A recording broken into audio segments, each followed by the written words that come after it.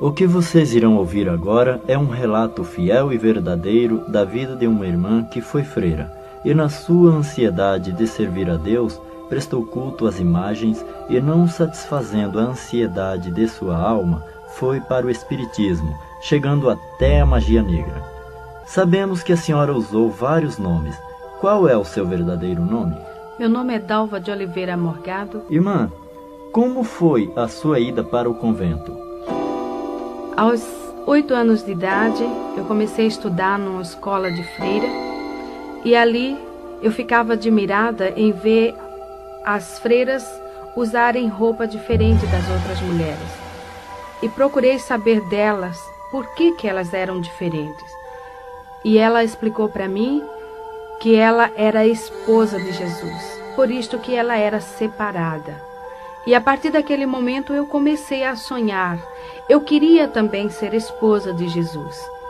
E ali eu comecei a insistir com a minha mãe para me levar para o convento. Mas minha mãe não queria deixar porque eu era a primeira filha dela. E ela tinha muito cuidado e dizia que não, porque eu não poderia mais chegar perto dela, iria ter que viajar e ir para longe. Porém eu insisti muito.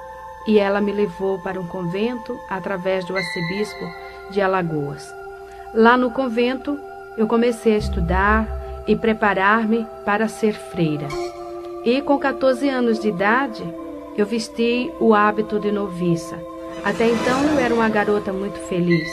Eu estava estudando e preparando-me com muita ansiedade para ser esposa de Jesus Cristo. Muito bem. Irmã Dalva, e como noviça, a senhora alcançou seu objetivo para ser feliz? Até então, eu me julgava uma moça feliz ali. Estava aprendendo para ser esposa de Jesus. Eu queria encontrar o meu esposo. Ali no convento nós lemos muitas literaturas, muitas biografias de santos. Aprendemos a história de todos os santos da Igreja Católica. Porém, nada sabia do meu esposo. E eu achava que depois que eu vestisse o hábito de noviça, eu iria aprender mais dele. Porém, foi ao contrário. A minha vida começou a viver num clima de terror ali dentro, pois as imagens dos chamados santos começaram a falar comigo. Uma tarde, eu estava sentada na Gruta de Lourdes, sentada numa pedra, lendo um livro. De repente, eu ouvi alguém chamando-me e dizia: Dalva, vem cá, olha para mim. E eu procurei por todos os lados, pensando que fosse uma amiga. Porém, não encontrei ninguém. E mais uma vez ouvi chamar. E quando eu me virei, estava a Nossa Senhora de Lourdes com as mãos estendidas, os olhos piscando, e dizia: Dalva, vem cá, vem para mim. E eu saí gritando que não queria mais ir para aquele lugar e que eu não queria ela. E fui aos pés da superiora, expliquei para ela, porém ela achou e falou para mim que eu estava com um problema de ilusão de ótica, que aquilo na realidade não tinha acontecido. E se acontecesse, eu devia ter ido para saber dela o que ela queria, porque era comum os santos falar com as pessoas. Porém, eu tinha muito medo. Irmã Dalva, lá no convento, vocês liam a Bíblia? Não podíamos ler a Bíblia e nem tampouco pegar na Bíblia, porque a superiora nos ensinou desde que entrei para o convento que a Bíblia era sagrada e só o padre podia pegar e ler. Porém, eu era muito curiosa, eu queria saber o que estava na Bíblia. E por que a gente nunca entendia, apesar de estudarmos o latim, mas estudávamos apenas a missa em latim. Mas quando ele dava a pregação, não entendíamos nada, não sabíamos nada. Uma vez eu conversando com o padre, o capelão lá do convento, ele falou para mim que aleluia, porque na sexta-feira da Paixão, aquela missa muito comprida, começava das 9 até 1h da madrugada, e ele dizia que estava procurando aleluia. E eu queria saber o que era aleluia. E ele explicou para mim que aleluia era uma gota do sangue de Jesus que estava dentro da Bíblia e que mudava de lugar, passava de uma folha para outra. E ele tinha que ler todo até chegar onde estava esta gota deste sangue, e ali seria achada, aleluia. E se não encontrasse essa gota de sangue, o mundo acabaria. Por isso que nós ficávamos naquele medo, e a gente torcia e rezava muito para que a aleluia fosse achada logo, com medo do mundo acabar. E um dia eu fui designada para limpar a capela. Porém, naquele dia, eu achei ali a minha oportunidade. E peguei a Bíblia que estava no altar e sentei no chão e pus a Bíblia no meu colo e comecei a folhear. Eu queria ver a gota do sangue de Jesus na Bíblia. E depois de folhear a Bíblia várias horas, nada encontrando, a superiora foi à minha procura e encontrou-me com a Bíblia nas mãos. E ela gritou comigo e falou que eu não podia pegar na Bíblia e que eu estava em pecado. E imediatamente chamou o padre, telefonando para que ele viesse me confessar, porque eu peguei na Bíblia. Então eu me confessei e ele passou uma penitência para mim de rezar 50 Ave Maria, 50 Pai Nosso, 50 Credo, ato de confissão, isso durante 30 dias. E ainda peguei 3 dias de castigo. Não podia nem almoçar e nem jantar, só tomava o café da manhã. Esta foi a minha penitência, por simplesmente pegar na Bíblia, procurando alguma coisa que fosse do meu esposo, porque isto era o que eu queria, era ser esposa de Jesus. Ocorreu também um fato muito estranho ali no convento. Eu, junto com minhas colegas e as alunas do orfanato, resolvemos brincar de esconde-esconde. E eu tomei a iniciativa de me esconder embaixo do altar, pois eu sabia que ali ia ser difícil as meninas me encontrarem. Porém, quando eu entrei embaixo do altar, encontrei ali um homem deitado. Ele estava seminu e então, no seu corpo havia muitas marcas de batom e sujo. E eu fiquei com medo e ele abriu os braços e tentou me segurar. Aquele homem não era outro, mas o que chamam de muito conhecido como Senhor Morto.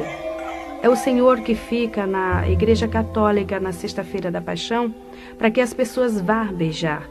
E as marcas de batom ficam no seu corpo e torna-se muito, muito feio.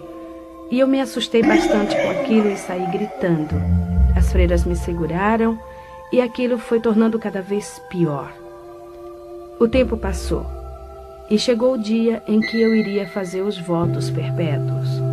Então, naquela noite, nós tínhamos que ficar em meditação até as 10 horas da noite no convento, rezando o ofício de Nossa Senhora, meditando do que seria a nossa vida dali para frente.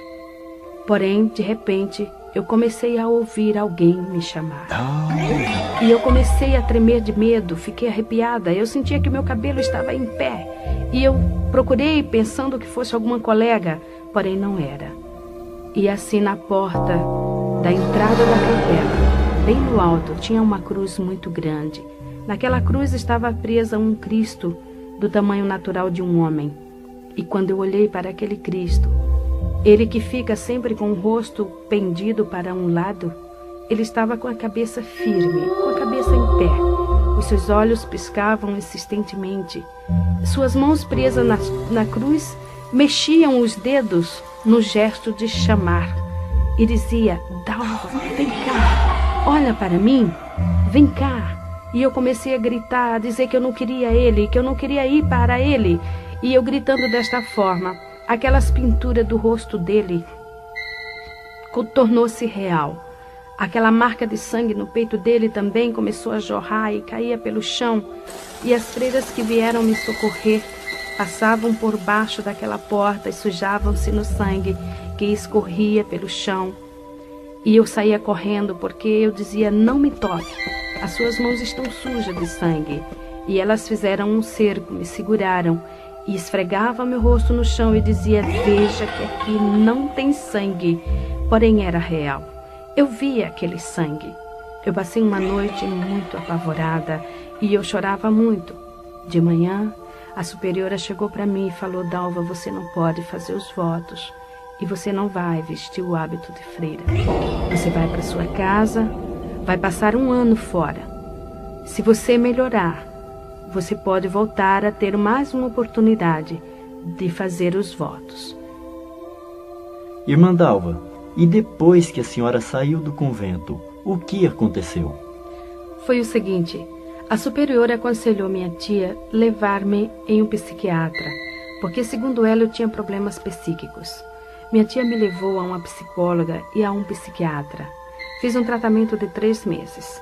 A cabo de 3 meses, a psicóloga chamou a minha tia e falou para ela terminar com o tratamento, pois eu era uma moça normal, não tinha problema nenhum. E não adiantava continuar com esse trabalho.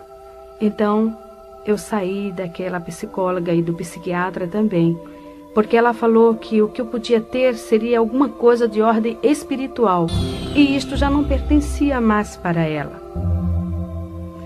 Porém, lá no nosso apartamento já estava ocorrendo outros fatos também extraordinários, fenômenos que não sabíamos como explicar, pois de repente alguém jogava pedrinhas, alfinetes, pregos e agulhas em cima de mim, por onde quer que eu passasse.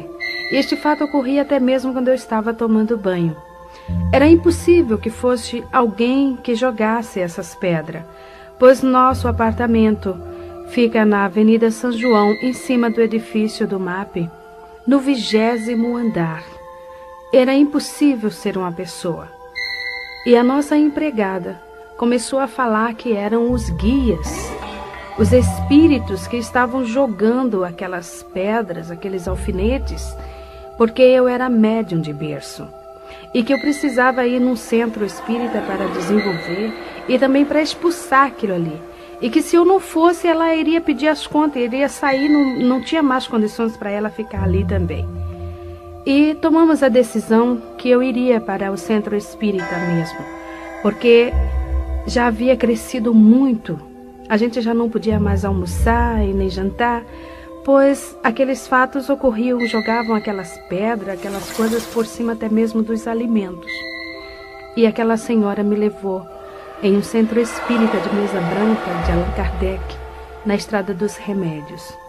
Lá, o chefe do centro, que é o que chamam mentor espiritual, ele fez uma série de passes, segundo ele, expulsando e fazendo uma limpeza em mim, tirando aqueles espíritos que estavam fazendo essas coisas lá no apartamento. E ele explicou para nós que esses espíritos eram espíritos de pessoas que haviam falecido, porém não tinham tomado conhecimento de que estavam mortos e achavam-se dono do apartamento. E quem chegasse ali, ele fazia essas coisas para assustar, e quem tinha mediunidade percebia e via. Era o que ocorria comigo. Eu era também deficiente física. Eu tinha osteomielite, ou seja, câncer no meu joelho esquerdo. Minha perna era um pouco mais fina e mais curta que a outra. E quando ele viu isto na minha perna, ele falou que eu era assim porque na reencarnação passada, em uma discussão com uma jovem, eu havia cortado a perna desta jovem. E nesta encarnação, eu teria que pagar o sofrimento que ela passou. E eu custei, mas comecei a acreditar naquele homem, porque realmente o médico já havia falado que ia chegar numa época em que eu iria cortar a minha perna, porque o câncer, o câncer da osteomielite, ele destrói o osso da perna. É uma dor constante, eu fazia várias infiltrações, raspagens e tudo mais, e sempre a doença acelerada. E eu comecei a desenvolver ali no centro espírita. No centro espírita, nós encontramos os que chamam espíritos familiares. Em Jó, capítulo 7, versículo 9, a palavra de Deus nos diz o seguinte: os que descem à sepultura nunca tornará a subir. Então, o diabo, ele fica camuflado, escondendo a verdade para ludibriar as pessoas. Nós encontramos também em Isaías, no capítulo 8, versículo 19, o Senhor Deus nos advertindo também que não se deve consultar os espíritos familiares e os adivinhos que chireiam e murmuram entre os dentes. Assim como Deus coloca um anjo ao redor daqueles que o amam e que o buscam, o diabo também coloca um demônio ao redor das pessoas também que o servem. E quando aquela pessoa vem a falecer, aquele demônio assume a personalidade daquela pessoa, passando-se por ela, e manifesta no centro espírita e diz para as pessoas que estão ali presentes: eu sou teu pai, eu sou a tua mãe, eu sou teu irmão, o teu vizinho, o teu amigo. As pessoas às vezes querem duvidar, porém ao escutar a voz é a mesma. E também aquele espírito diz: olha, eu gostava de usar uma roupa desta cor, eu usava este terno ou mesmo este vestido, e eu gostava de comer este tipo de comida, e eu deixei na gaveta um objeto assim, um bilhete escrito no bolso da camisa, está no guarda-roupa assim, e a pessoa vai procurar e lá encontra exatamente como o diabo falou, e passa a acreditar naquele demônio, porque tudo isto não passa de demônios. E ali no Espiritismo eu passei 4 anos. Dali eu saí porque eu já havia cauterizado o meu entendimento, meu coração já estava endurecido. O diabo já estava conseguindo me transformar numa serva dele. E eu procurei algo que fosse melhor, e fui para a Umbanda. Na Umbanda eu comecei a ter experiências em incorporar e manifestar os chamados Exus, pombagiras, pretos velhos, caboclos e orixás. Orixá é o Iemanjá, a Oxum, Yansan, Xangô e tantos outros. Fazia muito trabalho nas encruzilhadas à meia-noite, trabalhos também de cemitério. Participava também de muitas festas, como eles chamam ali dentro, que é matança, beber sangue de animal, essas coisas todas. Ali na Umbanda, encontra-se esses espíritos que chireiam e murmuram entre os dentes. Quando o demônio manifesta, o chamado preto velho, o caboclo, ele curva-se todo, ele abaixa-se com o rosto quase entre as pernas, procurando sempre um cigarro, um cachimbo, ou mesmo um banco, e ele diz: louvado seja Jesus Cristo. E as pessoas que estão ali ao redor julga entender que o demônio falou: louvado seja nosso Senhor Jesus Cristo. É mentira de Satanás. A pessoa que está com seus ouvidos agravados, o entendimento cego, ela entende louvado seja nosso Senhor Jesus Cristo. O diabo, ele não pronuncia o nome de Jesus porque ele estremece, simplesmente em pensar no nome do Senhor Jesus. Mas eu também estava cega, eu também estava ludibriada. Meu coração já havia virado uma pedra. E depois de passar quase 5 anos na Umbanda, chegou um dia em que o chefe do terreiro chegou para mim e falou: Dalva, aqui não dá mais para você ficar, porque aqui ou eu ou você já está sabendo mais do que eu, você já recebe mais entidades do que eu, os trabalhos mais pesados já é você que faz, então procura algo mais forte, sai daqui. Irmã Dalva, segundo essa expressão do chefe do terreiro, o que significa essa palavra mais forte, um lugar mais forte? É o seguinte, a Umbanda tem uma grande diferença do Candomblé. Na Umbanda eles os umbandistas julgam-se que eles fazem somente o bem, eles não fazem o mal, eles só procuram ajudar. E não tem essas matanças, não raspa a cabeça, não faz essas coisas. O diabo ali, ele é mais sutil, enganando as pessoas, com essa história de que os pretos velhos são os negros africanos, os caboclos são os índios que morrem, enganando assim as pessoas. Lembro-me bem quando eu estava na Umbanda uma vez, o preto velho manifestou e falou: quando o meu senhor batia em mim, ele me colocava em cima de uma pedra de gelo, até aquele gelo derreter. Eu estava ali sentado naquela pedra e ficava todo congelado.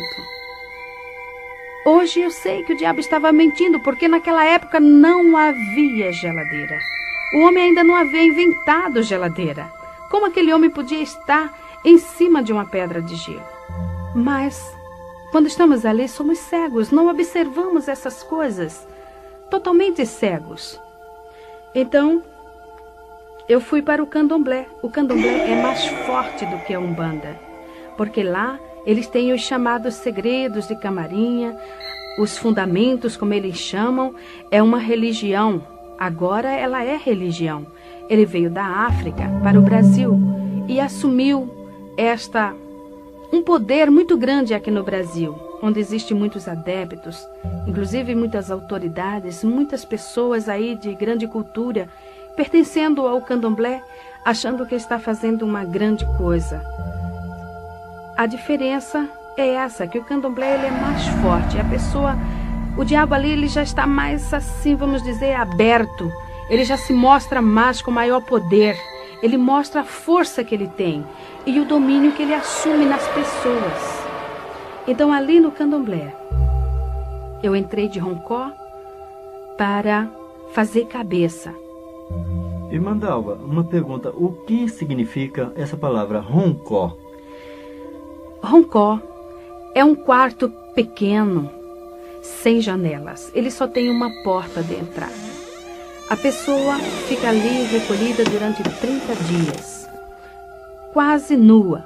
Usa apenas uma saia amarrada no alto dos seios, deitada em uma esteira que eles chamam na linguagem africana de cissa. E ali eles passam 30 dias tomando banho de abor. Abor é um banho de águas misturadas com ervas e sangue de animal. Esta água ela fica em um vaso grande, enterrado durante 30 dias, ali curtindo. Ali cria bichos, muitas larvas. E é com esta água que a pessoa que está recolhida toma banho 30 dias. Às vezes, quando despeja água no corpo, aquela água fedida, escorre até os bichinhos pelo corpo. E a pessoa também fica manifestada com um demônio que chama-se Herê.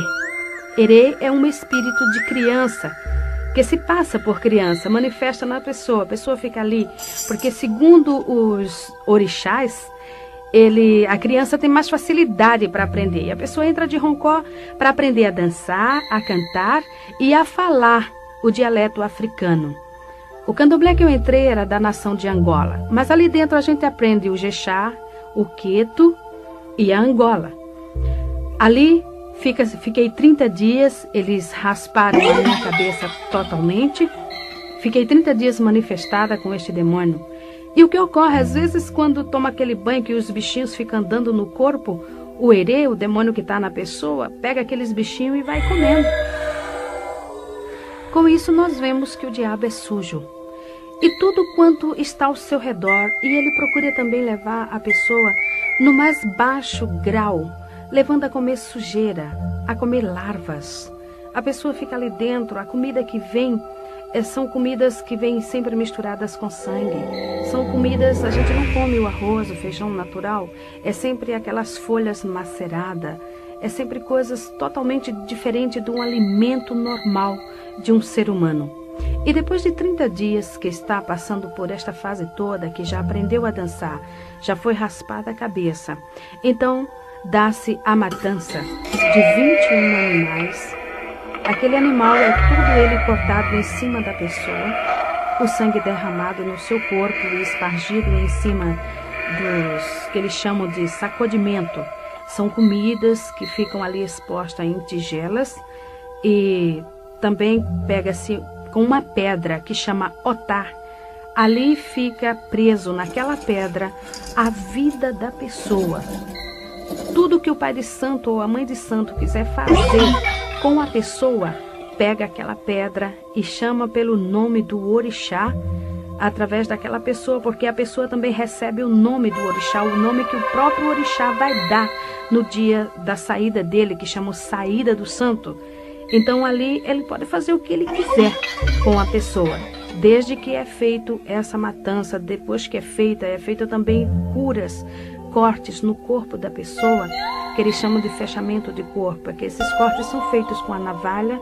No meu corpo ainda existem essas marcas, mas o Senhor, pela sua misericórdia, está fazendo desaparecer, mas ainda existem marcas, como o irmão mesmo pode ver, tem marcas ainda nos meus braços que comprovam isto. São as curas feitas. Também eles cortam no alto da cabeça, onde vai ser derramado o sangue, que eles chamam de axé. E depois o orixá sai para dar o nome. Irmã Dalva, o que é orixá? Orixá é uma palavra africana que vem do jeje. Então orixá significa santo para ele. E em vez de chamar santo, chama orixá. Por isso que dá o nome de pai de santo, ou seja, pai de orixá. E a pessoa recebe o santo. A pessoa tem o santo de frente, tem o do lado esquerdo e o do lado esquerdo, do lado direito. Então o de frente, que é o pai ou a mãe. No meu caso, eu tinha o santo que eles chamavam o Oxum Apará e o Logum Edé. Que esses orixás, a Oxum Apará, segundo eles diziam que era uma santa guerreira. Por isso que eu era muito agitada, muito bagunceira, muito briguenta. E também o Logum Edé. Logum Edé é um príncipe de Satanás. Fiquei sabendo isso depois que eu me encontrei com Jesus. Ele saiu. Então, ele saiu, foi ele que fez a festa, uma festa de 3 dias, dia e noite, tocando e a gente dançando, ali manifestada naqueles demônios. Primeiro sai o erê. O erê, ele sai todo pintado, com bolinhas brancas na cabeça, totalmente raspada. Depois sai a que chamam mãe de cabeça, que no caso seria o Oxum Apará. E depois sai o último, que era o pai, o Logum Edé. Todos eles vestidos tipicamente. Uma coisa muito incrível é que eles usam vestimentas africanas que falam muito com as roupas das imagens, né, dos santos chamados católicos, porque há uma assimilação muito grande da história desses orixás com as histórias dos santos católicos. Por isso que os africanos, o Brasil aceitou muito o sincronismo do africano aqui no Brasil devido à história desses orixás. Uma coisa muito incrível também, e doloroso de nós falarmos sobre isso, é sobre a padroeira do Brasil. Porque nós sabemos do candomblé que esta estátua é uma estátua africana. Ela veio junto com os negros, no navio negreiro, em um dos navios, e no candomblé existe um ritual que a imagem que é quebrada a cabeça, ela tem que ser jogada no rio. Ela não pode. E segundo o que nós aprendemos ali dentro, essa estátua seria a Oxum. É uma jovem escura e usa aquela vestimenta da que chamam Aparecida. É aquela mesma roupa e quando sai no candomblé, ela sai vestida daquele jeito. Por isso o nosso Brasil está numa miséria total, porque está servindo não a Deus. Então ali, depois que sai vestido tipicamente, no dia seguinte, no final de tudo, dá-se o que eles chamam de axé do santo, ou seja, despachar aquelas matanças todas. Já passou 7 dias. As vísceras dos animais são fervidas em azeite do dendê e colocadas no altar, ali no roncó, para depois levar para o quarto do santo. Aquelas coisas ali expostas ficam podres depois de 3 dias. Mas a mãe de santo, o pai de santo, manifesta a Iaô, porque quando a pessoa entra de roncó é para ser Iaô, ou seja, inicianda. A palavra Iaô significa inicianda, ou seja, aprendiz. Ela vai aprender para mais tarde ser mãe de santo de candomblé. Então, ali dentro, ela manifesta de novo no santo e a mãe de santo tira pedaços daquelas vísceras que já estão totalmente estragadas e dá para o santo comer. Então a pessoa come aquelas vísceras, metade quase daquelas vísceras estragadas. E eles ainda pegam a cabeça dos animais, cozinham misturada com farinha, até os ossos derreterem. Depois que derrete tudo aquilo, fica aquele pirão. Então ali o erê manifesta e senta ao redor daquela panela e come tudo aquilo, deixando apenas os ossos, que vai ficar junto com aquela pedrinha chamada otá. Porque ali está o que eles chamam de fundamentos. É o fundamento da Iaô. Se o pai de santo quiser matar a Iaô, ele vai fazer bruxaria, ele vai fazer a feitiçaria, ou seja, a macumba, com aquela pedra e com aqueles ossos. Depois de 30 dias, eu me vi numa tarde, deitada em uma esteira assim na calçada, e alguém chamava por Dalva. E eu demorei bastante para descobrir que a Dalva era eu. E quando eu respondi, eu levei uma varada nas minhas costas, que ardeu e doeu bastante. E alguém me chamou mais uma vez, Dalva. E quando eu respondi, senhora, levei outra varada, e assim foram a terceira e a quarta e a quinta vez. E eu me levantei e perguntei, por que a senhora me bate? O meu nome é Dalva. Ela falou, não, você não é mais a Dalva. A partir de hoje a Dalva morreu, ela não existe mais. O seu nome agora é Itameuá. Este é o seu nome, ou seja, é a sua Digina. Digina, na linguagem Jexá, significa nome. E ela falou também para mim que eu não podia responder a ninguém por Dalva. Se alguém chamasse Dalva, eu não respondesse, porque se respondesse, o santo ia virar aonde eu estivesse. E para mim era difícil me lembrar, muitas das vezes, daquele nome. E quando alguém chamava por Dalva, alguém que não sabia que eu tinha recebido este nome de Itameuá, me chamava por Dalva, eu costumava responder. O santo realmente manifestava e me levava, às vezes, distâncias muito prolongadas até a mãe de santo, onde ela estava, e lá ele batia com a palmatória na minha mão até inchar, para que eu me lembrasse que o meu nome era Itameuá. Uma vez eu estava em um restaurante de luxo em Recife, num hotel 5 estrelas, pois naquela época eu era muito rica. Eu era uma das maiores fazendeiras do estado de Alagoas. Nós tínhamos uma grande pocilga, ou seja, uma criação de porcos muito grande, no município de Alagoas chamado Arapiraca. E ali, naquele hotel, nós estávamos jantando. Era uma tarde e nós havíamos participado de uma exposição de animais. Os nossos animais tinham sido premiados com medalhas de ouro e nós estávamos ali comemorando. Então, de repente, alguém chamou Dalva para que eu olhasse que iria bater uma fotografia. E quando eu me virei respondendo, o Herê manifestou em mim e começou a virar as mesas, começou a jogar macarrão, carne, doce em cima das pessoas. E no outro dia estava o meu nome estampado nas colunas sociais, como a maior fazendeira fez escândalo no hotel de luxo. O diabo, ele não estava tão somente satisfeito em me aprisionar. Eu já não tinha mais coração. Era uma pedra, eu não tinha sentimentos. Fazia anos que eu não sabia o que era derramar uma lágrima. Para que os irmãos tenham uma ideia, em uma discussão com meu esposo, lá na fazenda, eu estava nessa época tirando uma Iaô de Roncó. Então, E essa Iaô, o santo dela era Obaluaê. E segundo o que nós aprendíamos, e havia aprendido, Obaluaê era o dono dos porcos. E nessa briga que eu tive com meu marido, porque eu tinha separado para mim alguns porcos para matança de animais lá do candomblé e para vender também. Era a minha parte, era a minha cota. Eu não queria que ele pegasse ali. Então, nessa discussão, porque ele havia pego os animais e vendido sem me consultar. E eu falei com bastante ira, eu disse, agora eu estou indo para o candomblé. Eu vou tirar uma Iaô de Obaluaê. E se realmente Obaluaê é o dono dos porcos, eu quero que ele tome conta desses porcos todos, de tudo quanto aqui tenha, e me dê conta. Eu quero que ele preste conta para mim de tudo. Eu falei isso e entrei no carro e fui para o candomblé.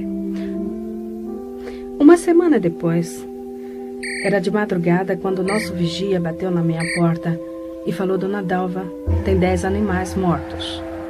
E ali era apenas o início. Rapidamente, em 21 dias, morreram todos os animais. Realmente, o diabo havia prestado conta do que eu havia falado. Realmente ele mostrou que ele era o dono dos porcos. Só que eu fiquei na miséria. Tinha uma dívida grande no banco para pagar e não sabia como.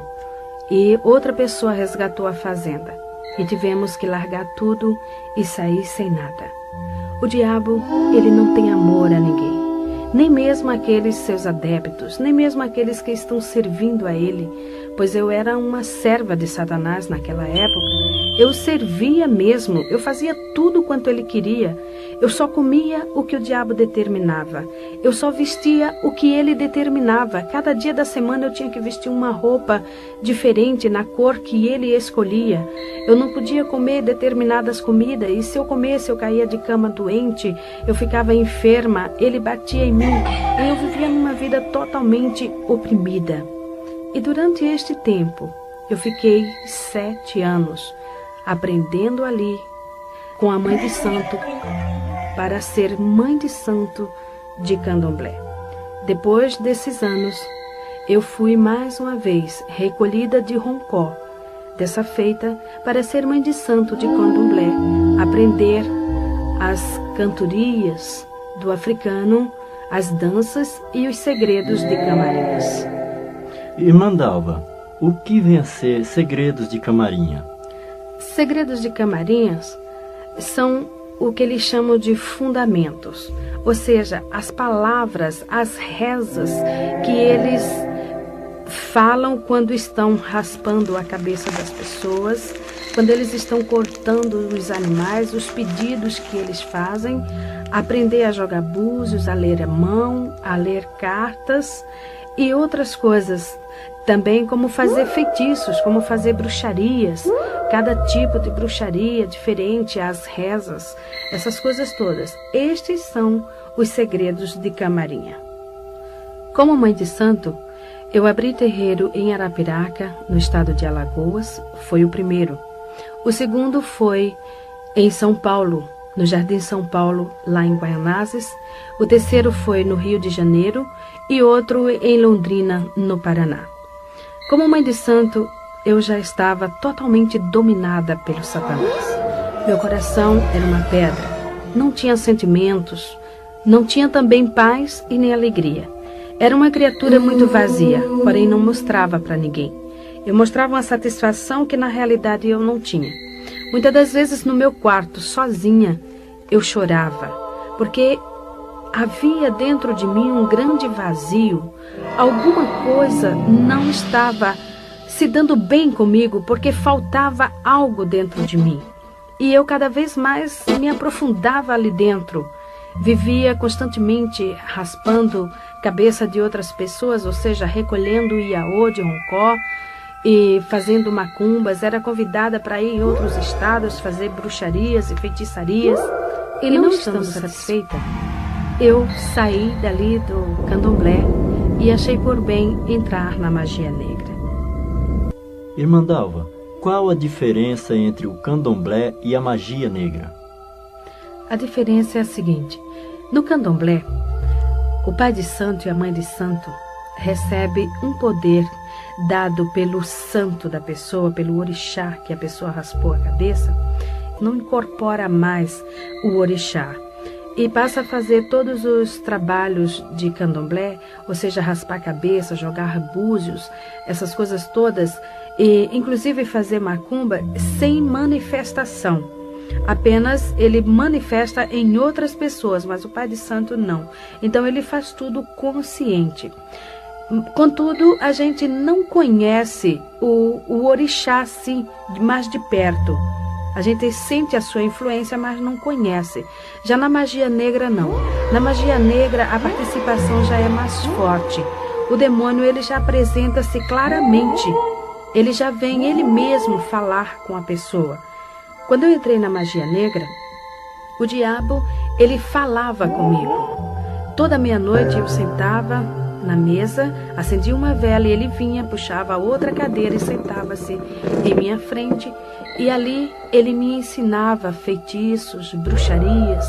Muitos feitiços ele me ensinou e muitas bruxarias. Eu vivia fazendo tudo quanto ele me mandava. Uma vez eu estava com 6 meses de grávida, na minha terceira gravidez. E eu fui fazer um trabalho de bruxaria no cemitério de Guaianazes à meia-noite. E eu tinha que pular o muro.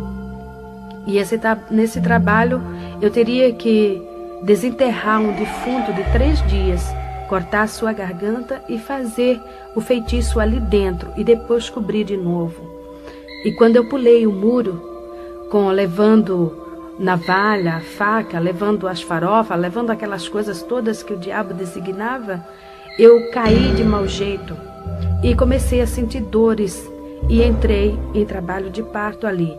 Mesmo assim, eu fui até a cova onde durante o dia eu já havia marcado qual era e consegui desenterrar o defunto e fazer tudo aquilo que o diabo havia mandado. Porém, 2 dias depois eu estava no hospital e perdi meu filho, que nasceu morto. E assim eu continuei. E eu fazia várias perguntas para o diabo. Ele apresentava-se para mim. Muita gente pensa o seguinte, que o diabo é feio, é preto, é torto, é aleijado, tem rabo, tem chifre. Porém, ele não é assim. Ele é um homem e, por sinal, ele é muito bonito. Por isso que ele engana as pessoas. Porque as pessoas julgam que o diabo é feio e, no entanto, ele apresenta-se muito belo, muito bonito e muito inteligente, por sinal. Ele fala também um português muito correto, uma linguagem perfeita. Ele falou também como ele agia nos bailes, nas discotecas. E uma vez eu pude observar também. Ele fica nas costas das pessoas, dançando junto com as pessoas. E depois ele começa a soprar no ouvido das pessoas, mandando fazer algum gracejo com a esposa ou com a namorada do outro. E assim começam as brigas. E quando começa a discussão, os tapas, então ele encosta-se na parede e começa a dar risada e rola pelo chão, balançando com as pernas. E as pessoas que não sabem correm atrás dessas coisas, não sabendo que é o diabo que está induzindo para elas. Uma outra pergunta também que eu fiz para o diabo foi sobre as velas. Eu não conseguia entender por que o diabo pedia tantas velas. Por que ele, quando ia fazer um despacho, ele pedia sempre 21 velas, 70 velas? E por que tantas velas? Então ele explicou para mim. Foi quando eu descobri que o diabo ele não tinha luz. Ele falou para mim, olha, Itameuá, eu não enxergo a luz. Eu falei, mas e o sol? O sol brilha aí durante o dia. Ele falou, não, eu não enxergo o sol. Eu não vejo luz nenhuma. A única luz que eu vejo é a luz da vela. Por isso que eu peço bastante vela. E os meus companheiros também pedem, porque aonde tem uma vela acesa, eu e os meus colegas vamos juntos. Porém, eu quero deixar aqui um lembrete seguinte. Não é aquela vela que o servo de Deus acende na sua casa quando falta luz. São velas oferecidas e sacrificadas aos demônios. Essas velas que se acendem às segundas-feiras para as santas almas benditas, para as almas das pessoas que morrem. Muitos costumam até acender atrás da porta. Não faça isso. Você está atraindo legiões de demônios para a sua casa. Com isso, a sua vida é um inferno. Nada dá certo. É uma opressão que o diabo dá para as pessoas, porque eles ficam alojados, esperando que você acenda mais vela. Por isso que a palavra de Deus diz que todo aquele que está em pecado é trevas. E a trevas não se mistura com a luz. Por isso que o diabo é treva. Você precisa também buscar a luz, porque Jesus falou, vós sois a luz do mundo. Quem tem a luz não anda em trevas, porque o que anda nas trevas é o diabo. E esse nós temos que tirar da nossa vida. Então também eu fiz uma outra pergunta para o diabo. Eu queria saber por que aquelas imagens de esculturas, os chamados santos lá do convento, viviam falando comigo, me chamando e tentavam muitas das vezes até segurar-me. E ele começou a dar risada e olhando para mim ele falou, ora Itameuá, era eu. Eu falei, mas como você? Ele disse, é muito simples. Cada imagem, ela tem um espaço vazio dentro de si. é o espaço exato que me cabe. Eu fico dentro da imagem ou atrás, para ouvir o que as pessoas estão pedindo para poder fazer. E assim, com isso, elas estão me seguindo. Com isso, elas estão fazendo o que eu quero. Irmã Dalva, e do catolicismo até a magia negra, a senhora conseguiu saciar o anseio da sua alma? Não. A minha vida era uma busca constante. Fui para todos esses lugares, procurando encontrar-me, procurando preencher este anseio da minha alma, porque eu sentia dentro de mim um vazio muito grande.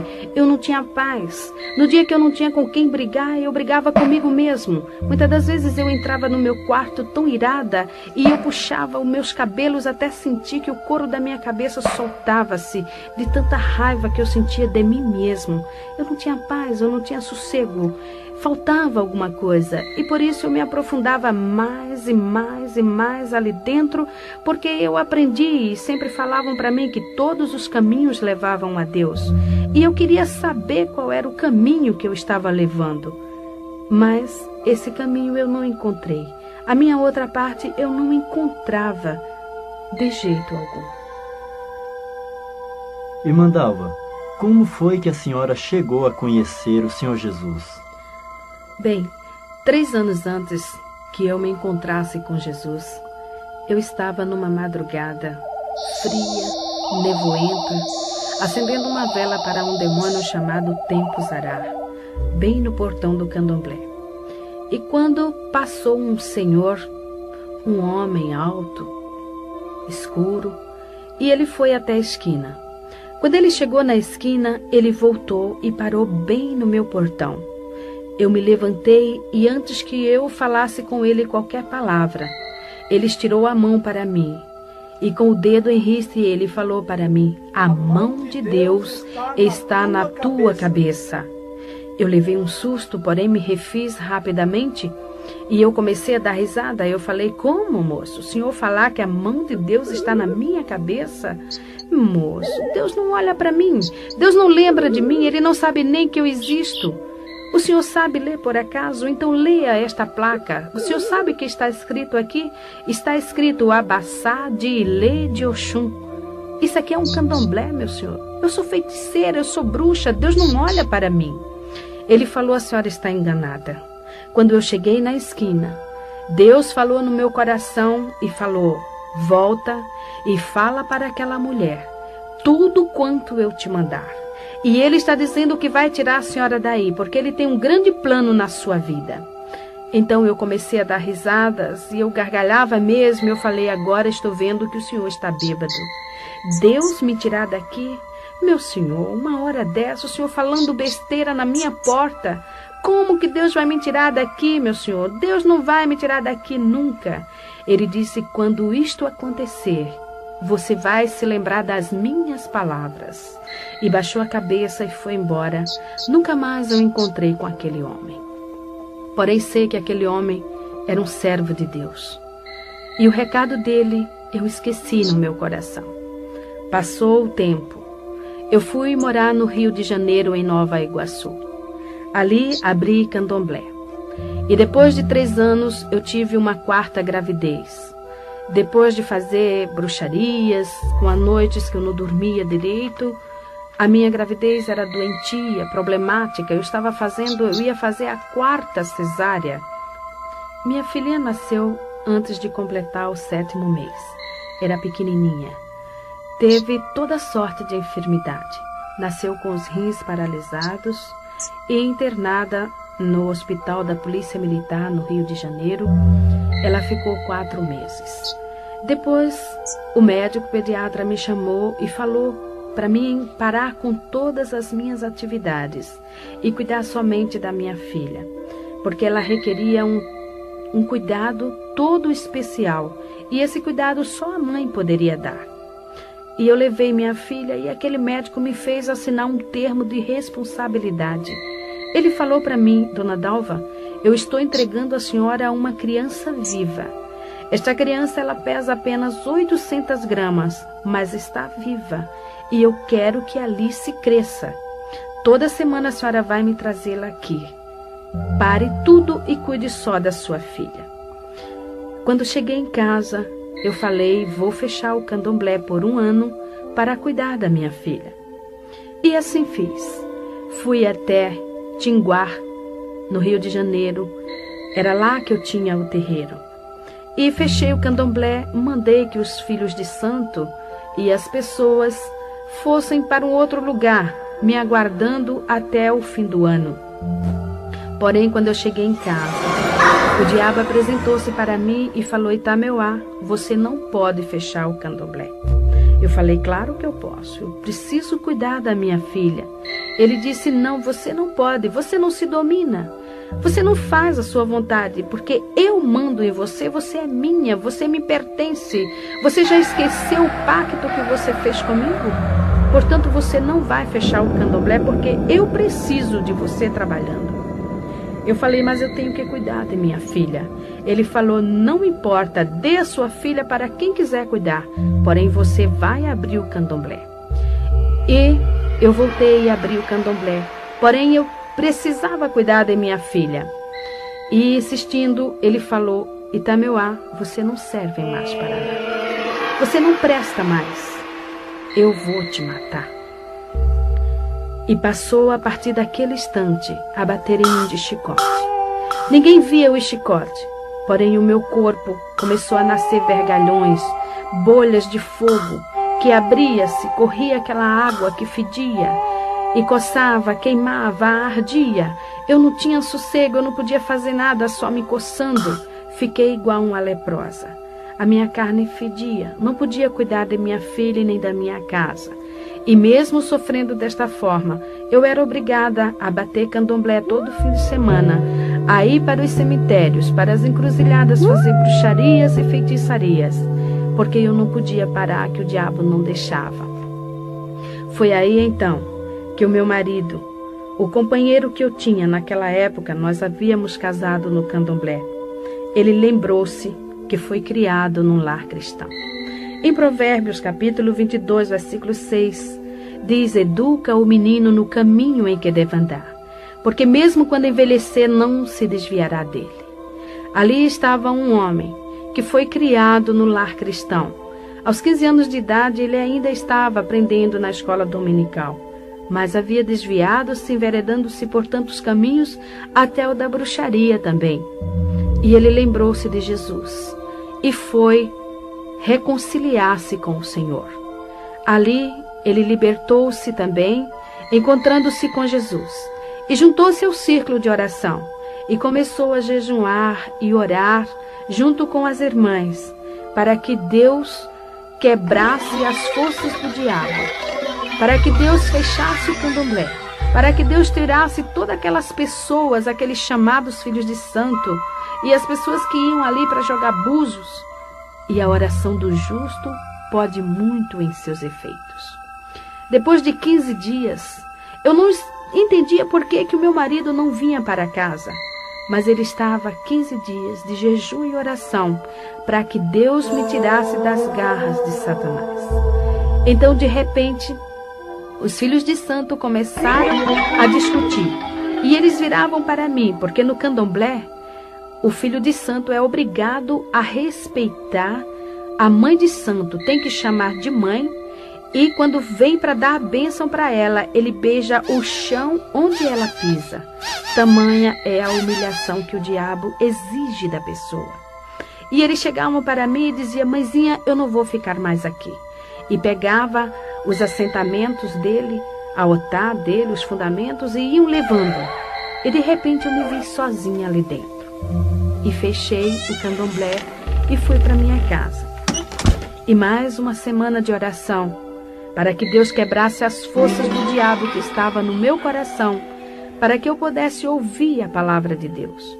Pois o meu marido, ele pegava a Bíblia para ler para mim, porém ele não conseguia, porque mal ele começava a ler, eu caía num sono profundo, ou então o demônio manifestava e me deixava inconsciente 3, 4 dias. E assim, neste sofrimento, eu passei 3 meses, sofrendo desta forma.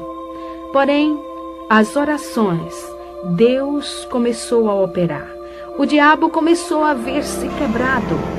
E chegou para mim numa noite e falou: Itameuá, fala para o Ari te dar dinheiro e comprar tudo quanto for necessário e faz uma obrigação. Faz um bori, porque eu resolvi te perdoar. Irmã Dalva, o diabo perdoou mesmo a senhora? Não, foi um falso perdão. Segundo o diabo, ele chegou para mim e falou, depois que eu fiz a obrigação, ele disse que estava apenas me dando uma nova oportunidade. Só que com muita sutileza ele disse: bem, eu preciso levar alguém no seu lugar. E eu vou levar a tua filha. Ela é de 7 meses. E tudo que é de 7 é meu. Eu vou levá-la. Eu falei para ele: a minha filha você não vai levar. Ele disse: vou. Eu vou levá-la. Eu faço o que eu quero de você. E o que você tem é meu. Eu falei: não a minha filha. Porém, a minha filha começou a defecar sangue. Ela tinha dias que amanhecia com 42 graus de febre. Eu corria para o pediatra e quando eu lá chegava, a garota estava totalmente restabelecida. O médico olhava para mim, ria e dizia: Dalva, a sua filha não tem nada. Alice está muito bem. Você que está precisando de um tratamento. Você está precisando de médico. Essas feridas vão lhe prejudicar. Pois eu ainda estava com muitas chagas no meu corpo devido às chicotadas do diabo. Quando chegava em casa, continuava toda a enfermidade. Em Êxodo, capítulo 20, versículo 5, o Senhor diz que visita a iniquidade dos pais nos filhos até a 3ª e a 4ª geração daqueles que o aborrecem. Enquanto o diabo estava batendo em mim, eu estava acomodada. Eu aceitava as suas chicotadas. Eu não tinha força para lutar com ele, pois eu tinha consciência do que eu havia feito. Eu era uma pessoa realmente dependente do diabo. E eu aceitava tudo o que ele fazia porque eu tinha medo, eu temia. E eu sabia mesmo que ele iria me matar. Porém, eu estava confiando que ele fosse realmente me dar esta oportunidade. Porém, quando ele falou que ia tocar na minha filha, e eu vi que a minha filha realmente estava padecendo, eu comecei a lutar. E eu falava para ele: você não vai levar minha filha, você não vai matá-la. Ele dizia: vou, Itameuá, eu faço o que eu quero. Eu falei: não na minha filha. O Ari, quando saía para o quartel, ele deixava escrito o endereço da igreja em cima da geladeira. E ele falava para mim: Dalva, eu sei que o diabo vai fazer alguma coisa em uma hora em que eu não estiver em casa. E você vá para a igreja, porque só Jesus é quem vai salvar você e a nossa filha. E eu não dava muita importância. Porém, eu já ouvia a palavra de Deus. Ele já lia para mim em Apocalipse, capítulo 22, versículo 15. A palavra de Deus falando ali: ficarão de fora os feiticeiros, os cães, os mentirosos, os que se prostituem e falam mentira. E muitas das vezes esse versículo martelava a minha cabeça e eu dizia: eu sou feiticeira. Eu sou mentirosa também, porque eu induzo as pessoas a praticarem também o mal. A pessoa chega aqui e paga para fazer o mal para outro, eu faço. Eu sou bruxa. Mas eu não entendia, ficava de fora de onde? Eu perguntei para ele: de fora de onde? E ele falou: Dalva, fica de fora do reino dos céus, porque Jesus vai voltar. E se você não estiver com Jesus, você vai para o inferno. Foi aí então que ele me contou algo que havia acontecido há muitos anos. Há anos passados, quando eu estava no candomblé. Em uma noite, eu estava manifestada com a pombagira e ela tomava champanhe e cerveja junto com ele. Então ela virou-se para ele e falou: Ari, você sabe quem eu sou? Ele falou: eu sei. Você é um anjo caído. Você é um demônio. Você pode enganar todo mundo, mas a mim você não engana. Ela falou: é verdade. Porém, a Itameuá, ela não sabe que eu sou. E eu proíbo você de falar para ela isto. Outra coisa, Vamos aproveitar. Vamos fazer tudo que vier à nossa cabeça. Vamos fazer bastante coisas no mundo, porque o homem lá de cima já está voltando. E você e ela vai dançar comigo no fogo do inferno. Quando ele falou isso para mim, eu falei, então o inferno existe de verdade? Eu achava que o inferno fosse aqui, fosse aquela vida que eu levava, mas existia um inferno maior. E como era a pombagira que havia falado, eu passei a dar mais crença.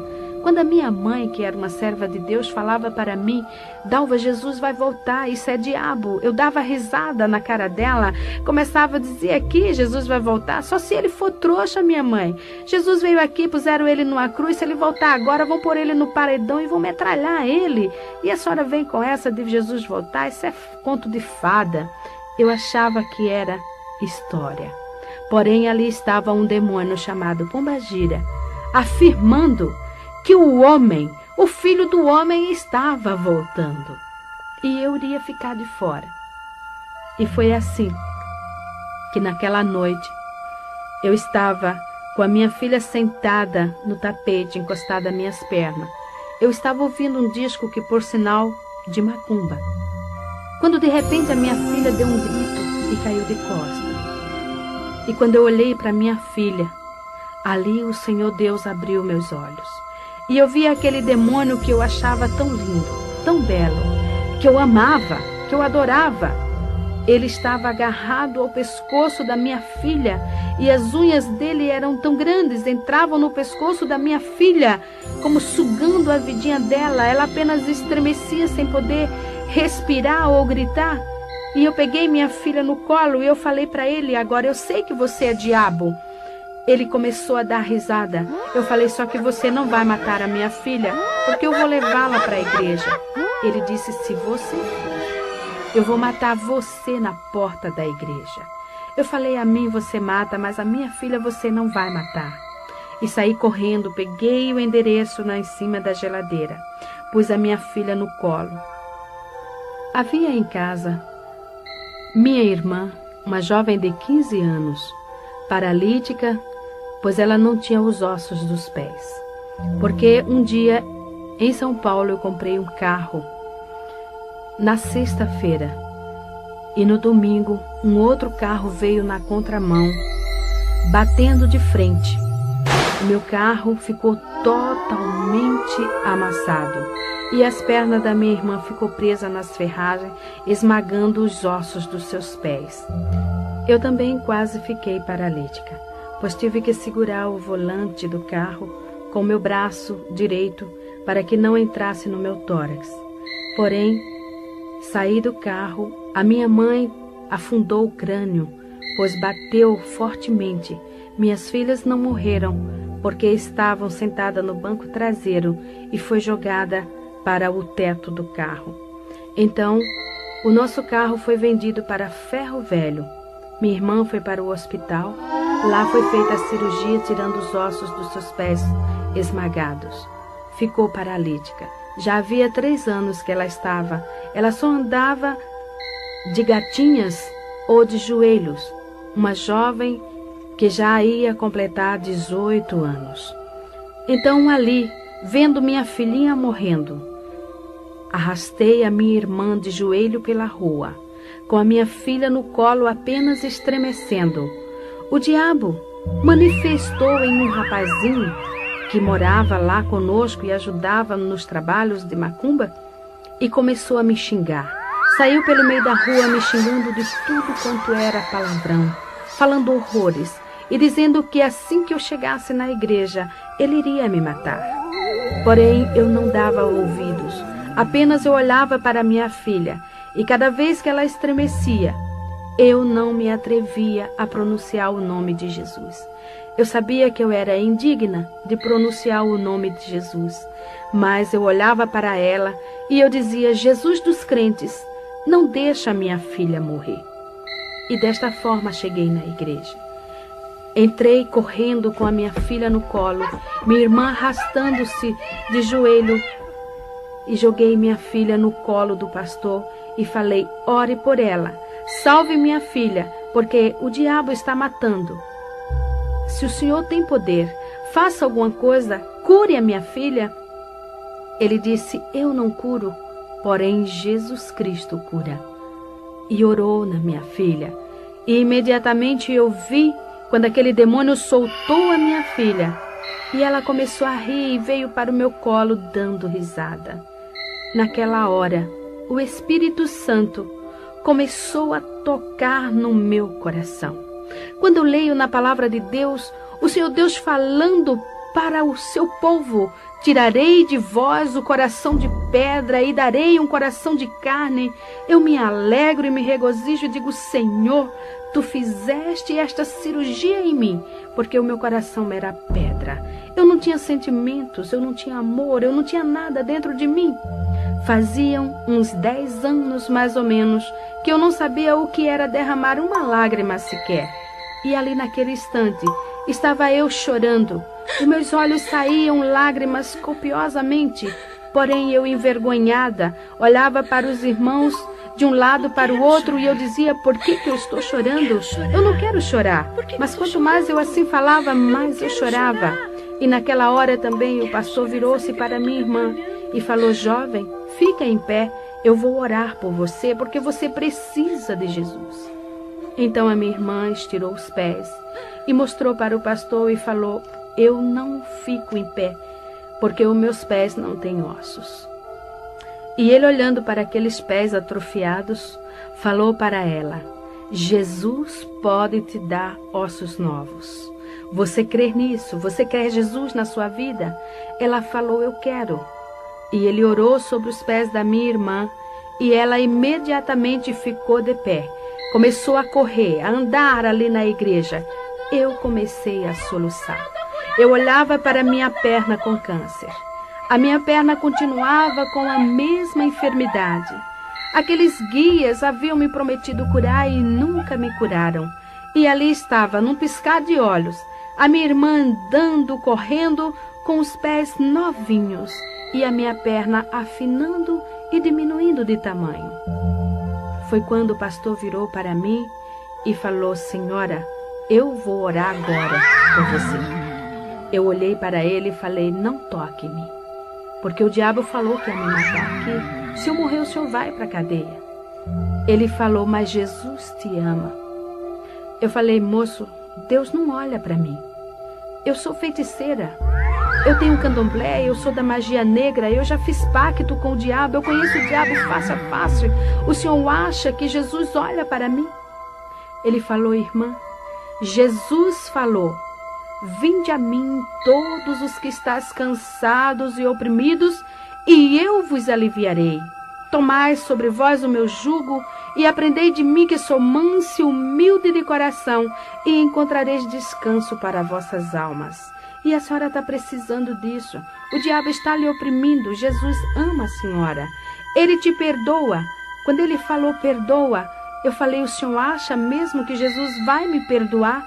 Ele falou: Jesus vai te perdoar, porque ele morreu na cruz do Calvário por você.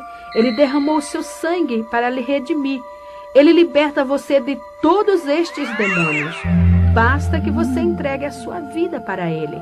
Você quer Jesus? Eu não podia falar. As lágrimas eram demais, eu soluçava. E eu sei que naquele instante, não somente a minha boca falou, mas como minha alma, meu espírito, todo o meu ser falou: eu quero Jesus. Quando eu fechei meus olhos e o pastor pôs a sua mão na minha cabeça, eu vi o diabo pular na minha frente. E ele, que era tão belo, começou a crescer e de repente começou a cair casca dele. Eram cascas que caíam e ele foi transformando-se em um monstro. E era muito grande, muito alto. O pé dele era enorme e levantou a perna dele e me pisou. Eu caí no chão, aquele pé me esmagando. Eu queria movimentar-me e não podia. Eu queria gritar, também não podia. Eu queria respirar e não podia. E eu pensei: agora eu estou morrendo. Mas ao longe, eu ouvia a voz do pastor que dizia: demônio, em nome de Jesus, sai! Sai! Porque enquanto eu me via nesta situação, na realidade estava manifestando legiões de demônios. demônios que xingou o pastor, demônios que quebrou bancos na igreja, demônios que chamou o pastor para briga, fez horrores dentro da igreja. Por último, fiquei caída ali no chão. E o pastor me falou que eu já estava ficando roxa, pois não respirava. E ele começou a clamar por Jesus e ele falou: Senhor, o que eu faço, Senhor? Esta mulher está morrendo. E ele falou para mim que o Espírito Santo falou no coração dele: quem está matando esta mulher é um príncipe de Satanás. Chama um querubim para que te ajude. E eu ouvi a voz dele bem distante falar: Senhor, manda um querubim para expulsar esse espírito de Satanás que está matando esta mulher. E eu vi uma mão que brilhava passar pelo telhado. Era uma mão muito bonita. Pegou na perna daquele monstro e saiu levando. Uma simples mão, levando um monstro tão grande. E eu sei que era a mão do meu Jesus, porque naquela mão havia uma cicatriz. E era a cicatriz do prego que furou a mão de Jesus. Aquela mão, eu sei e tenho certeza que era a mesma mão que aquele servo de Deus, 3 anos antes, tinha visto sobre a minha cabeça. Realmente ali estava cumprindo-se a profecia que o Senhor havia falado na boca daquele servo. Me levantei ali do chão, leve. Eu não sentia o chão nos meus pés. Sentei no banco e comecei a lembrar de tudo. De tudo quanto eu havia praticado e feito, e como Jesus era bom. Eu estava leve, aquele fardo havia tirado. Realmente o Senhor havia levado o meu fardo. Eu não tinha mais raiva dentro de mim, não tinha mais ira. Realmente eu estava transformada. Realmente eu estava ali nascendo uma nova criatura. Mandalva, agora com Jesus eu creio que a senhora conseguiu satisfazer o anseio da sua alma, não é verdade? É sim. Agora eu posso afirmar que sou uma mulher realizada. Tudo quanto eu queria para a minha vida, tudo quanto eu desejava ter, hoje eu tenho, porque eu tenho paz. Hoje eu deito no meu travesseiro e durmo o sono dos justos, porque eu sei que Jesus está cuidando de mim. Eu sei que o seu Espírito está dentro do meu ser, porque Jesus falou: vós sois o templo do Espírito Santo. E Ele tem me guiado, Ele tem me ensinado, Ele tem me orientado e tem me separado para esta obra. Então eu sou feliz. Também 3 anos depois, Jesus me curou do câncer na perna. Me deu uma perna nova. Minha perna hoje é igual à outra. E esses anos tenho trabalhado para o Senhor. Sou feliz, porque eu já fui uma mulher milionária financeiramente, mas hoje eu sou muito mais espiritualmente. E tudo isso eu devo a Jesus Cristo. E para terminar, quero deixar em louvor ao nome do Senhor estes versículos. Amo ao Senhor, porque Ele ouviu a minha voz e a minha súplica, porque inclinou para mim os seus ouvidos, portanto invocá-lo-ei enquanto viver. Cordéis da morte me cercaram, e a angústia do inferno se apoderaram de mim. Encontrei aperto e tristezas. Então invoquei o nome do Senhor. Ó Senhor, livra a minha alma. Misericordioso e justo é o nosso Deus. Estava abatida, mas Ele me livrou. Porque Tu, Senhor, livraste a minha alma da morte, os meus olhos das lágrimas e os meus pés da queda. Ó Senhor, deveras sou Tua serva. Soltaste as minhas ataduras. Oferecer-te-ei sacrifícios de louvor e invocarei o nome do Senhor na presença de todos os povos. Amém. Amém.